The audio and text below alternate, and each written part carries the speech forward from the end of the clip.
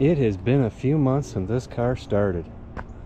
So let's see if I don't have any parasitic draws, and it starts, and we'll take it for one last ride. It's beginning of November. And then we're gonna bring her back, take the fenders and front end off, fix a couple things, put the fenders back on, wrap it up like a taco with a tarp, put it away for the winter time.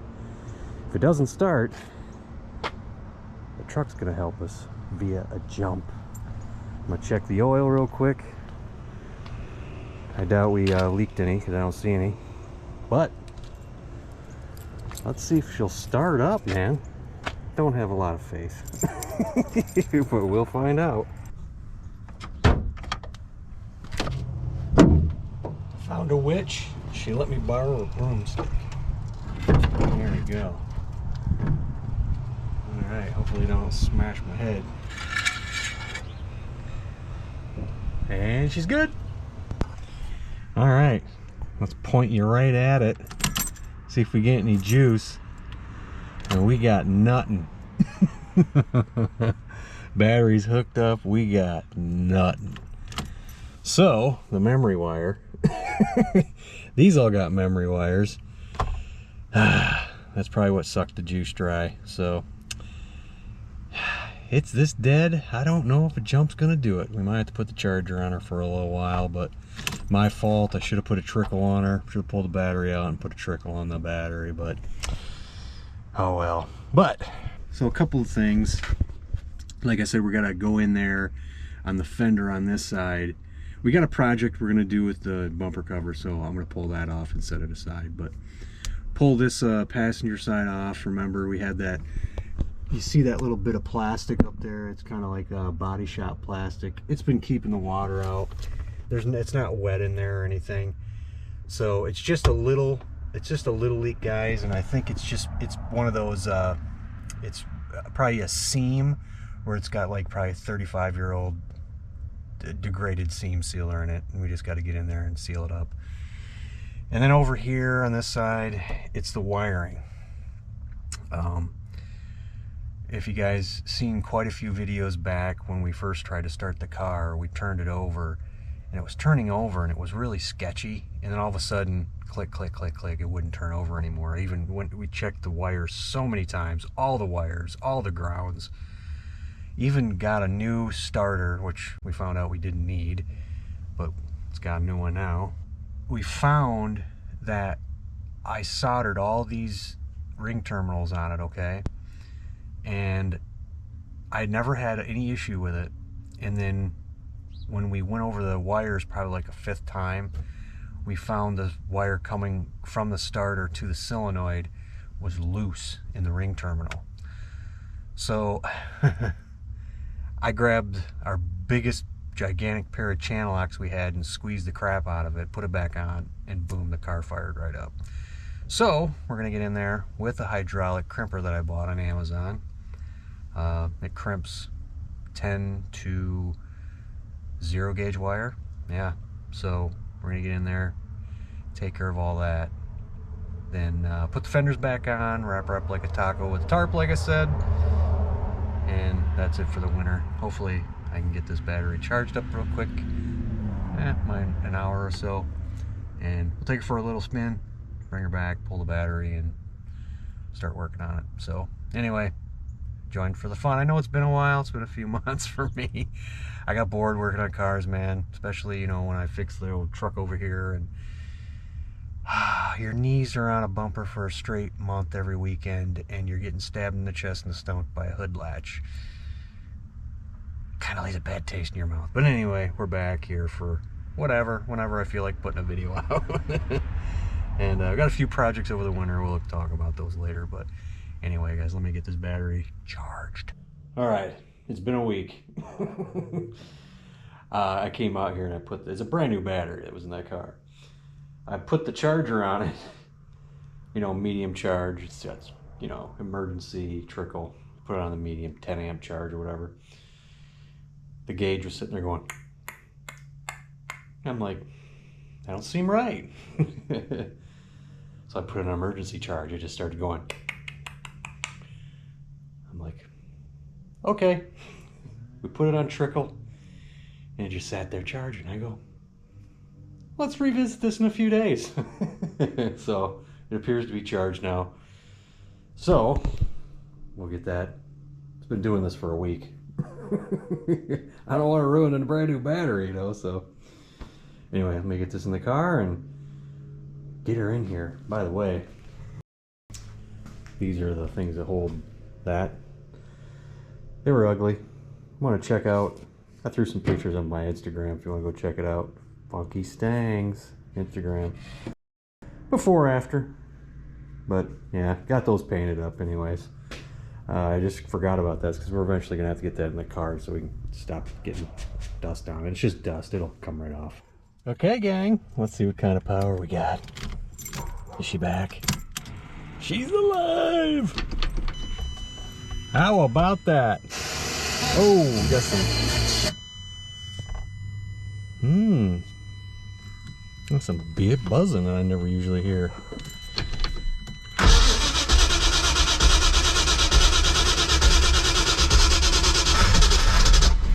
A little cold-blooded. There she goes. Yeah, that belt a little loose. I think I need to get a smaller belt. It'll go away. There it goes. Listen to her, man. Yo, whore's alive. Arr.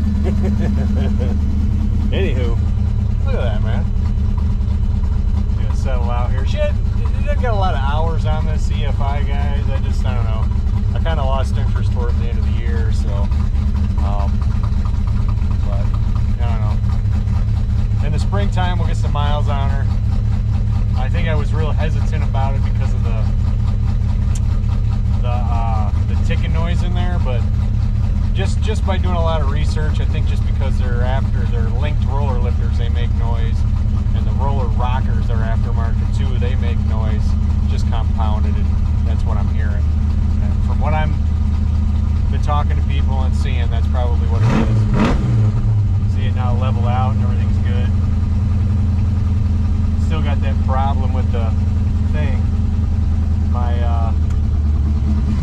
screen is not working, so I'm gonna have to probably shut this down and try it again. There she is. Yeah, I don't know, it's got this little cork to it. It does that for some reason.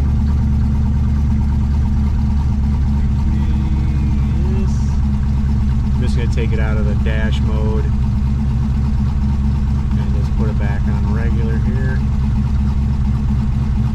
It should come up monitoring everything. There we go.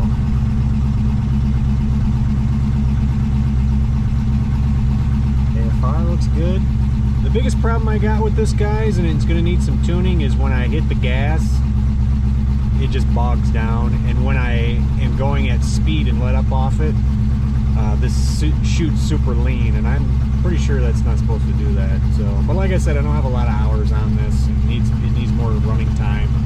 And like I said, toward the end of the season, I just kind of lost interest just because I was sick of working on cars. But and this thing's pinned because I got to keep messing with the wire. Something's loose on that for some reason, so it just keeps getting pinned for some reason.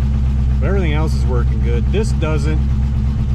It works, but then when the voltage drops, that's when I start having problems. That's why these gauges won't stay red. It loses voltage, which is, I think, probably because of the whole soldering thing I got going on there. It's not making a good connection. That's why I'm going to do this, and hopefully it'll take care of this problem. And the fact that this thing, see, right now it's charging 14.6. We're supposed to be charging around 14 or 14 and a half, but when you start going on this thing, it just starts charging at like 3.5 to 3.8. So I know there's some kind of connection problem in there. That's why I'm going to do this whole Crimper thing, guys. So.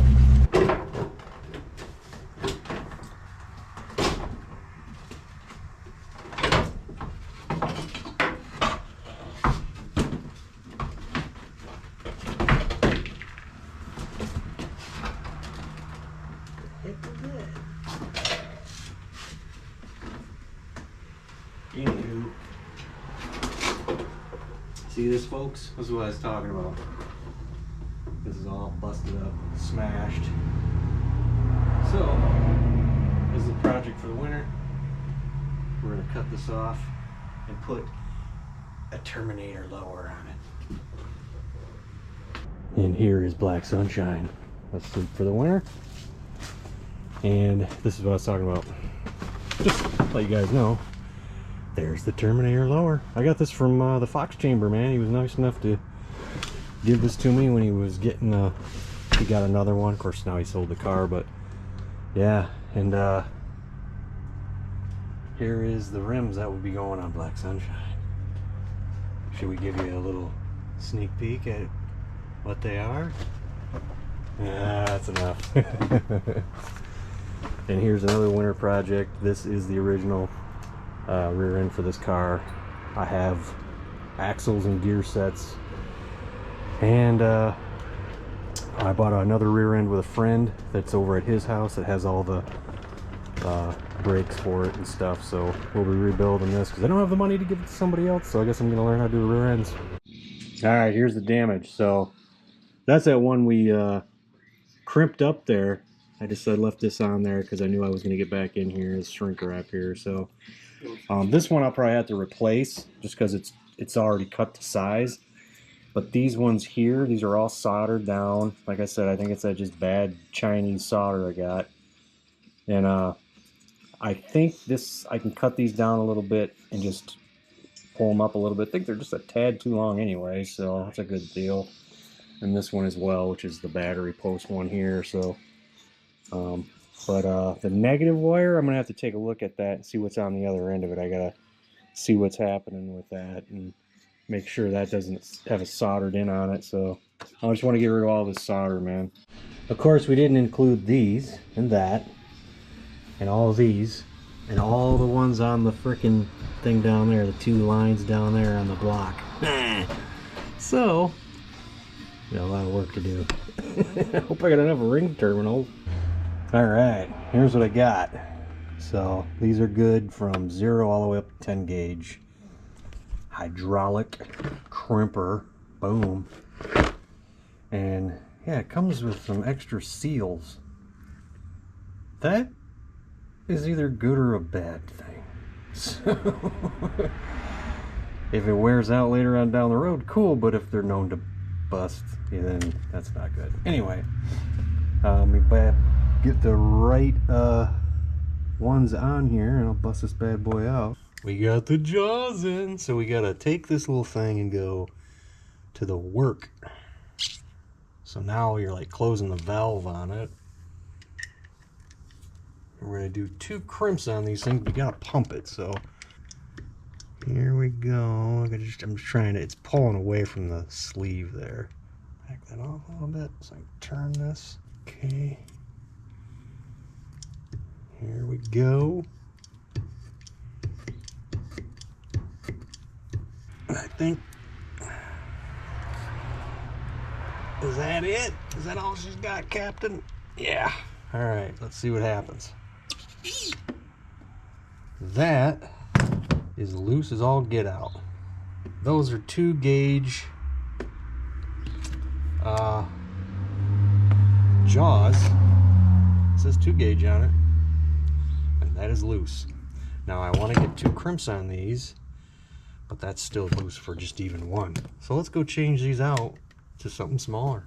All right, y'all, I put the 4 gauge in so we can get this thing crushed properly. It's not 4 gauge wire either. That's a weird thing.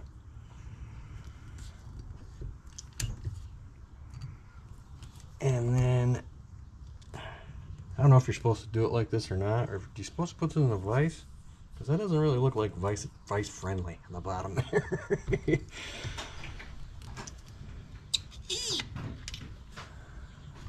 And that's pretty tight. Now I'll do another one here. There you go. Now I gotta do that a whole bunch of times. But that feels pretty stout, especially when it's 2 gauge and I had to use 4 gauge jaws. See that little thing there? But all right, there you go.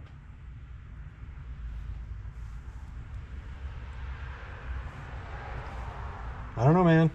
The 2 just didn't work. This is 2 gauge wire. This is actually 4 gauge that I took off here. But yeah, I don't know. But they're pretty solid. You can kill out of them. Yeah. I mean, I'm pulling on them and they're not coming loose, so shrink wrap them up here. And there it is, all done. Put the shrink wrap over your loom here. You make that all nice and watertight. Ooh, that's still warm. On both sides there. And it keeps your loom from moving around too, so not that it would move much anyway because it is pretty tight on there, but yeah, I was able to save it from this thing even though I had glue on it the same way. But there's that one, and I'm probably not going to show you the rest of this because it's pretty much, you know, I'm doing this to everything. So I might bring you back and show you a couple of other ones, but there's that one. Yeah, like I was saying, this is the wire from the breaker to the alternator. So, and yes, the battery's unhooked. So, but this will be interesting because that wire is hardline to the car. So it'll be interesting. Same thing with these other ones that are on the block there. I think it's just that one. Well, maybe not. All right, I got a double crimp on the other side of the breaker. We got Slayer in the background. All right, here you go. I tell you what, man, that marine grade shrink wrap is no joke. I had to whittle that off there. So I got more on here, right here. I can pull up and take care of all that. But there is the battery ground to the car right there. Anyway, let me get this shrink wrapped up. See, the more I use this, the more I wisened up about it. So, hey, dumbass, why don't you just get the thing clamped in there first, then grab the wire, then try to pump it? You know, just like anything, you gotta try it and see how it works. Makes a lot more sense. And the jumper is made. That's right. Now for this. That's the positive. That'll be fun, trying to get inside there. All right, everybody, I got everything changed out here. The only thing that isn't crimped is this right here, which I believe is that green, goes into that green wire and that fuse, that inline fuse link thing. That's what these wires are. I'm more concerned about this, which is the charging, the main battery part of it. So we got all that changed out and over there, and there's another wire here that I didn't do, which is going to the stereo into the car. Not totally worried about that. So, but everything's switched out. I'm gonna get that put back on there and maybe hear a difference in how it starts. I don't know. Okay, so this one right here that we already did with the big, I got a big pair of channel locks up there. When we found that's what was keeping the car from starting, I just took the crimper because I did cut that off and got new wire in there to get all this, you know, cut the solder part of it off. I just put it up there and crimped it with that just to make it nice and tight. So everything should be good. I'll put those on there and see if there's any difference in it starting, which I doubt it. I think the biggest problem I got with this, hopefully it helps it charge better, but the biggest problem I have is this. These are contour fans. These are actually real SVT contour fans, real Ford product. These are two Davies and Craig dual 40 amp relays for this fan controller, and that you're supposed to have 270 amps controlling these. I couldn't find anything more than this unless you go to a Dakota Digital or get a dual 70 amp relay from like Leash Electronics, which is what I'm going to do, and I'm going to mount it over there and have the Aces run these fans. Remember, I put this together before I decided to get that, and that has a controller on it for the fans, so I can use that dual 70 amp. It's cheap, 60 bucks, made in the USA, small company here in the United States, called Leash Electronics. I'm not sure how you'd hook it up on an analog fan controller. I'm not sure how you do that, but when you hook it up to something like a fuel injection system that controls it, aftermarket fuel injection system that controls it, then all you need is the two relays.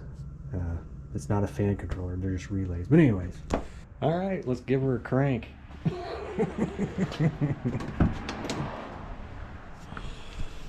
I'm laughing because it's funny to say that about a whore. Let's give her the crank. Like I said, guys, I don't think there's going to be anything different happening here. So, let me just do this here. This is... Yikes. It's loud. Stop it! Anyway. Let's turn these to a different color here and see what happens. This is where it loses voltage or whatever. When it's hooked right to the battery.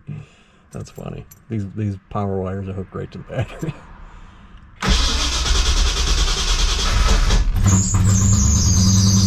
Well, somehow they're just losing voltage.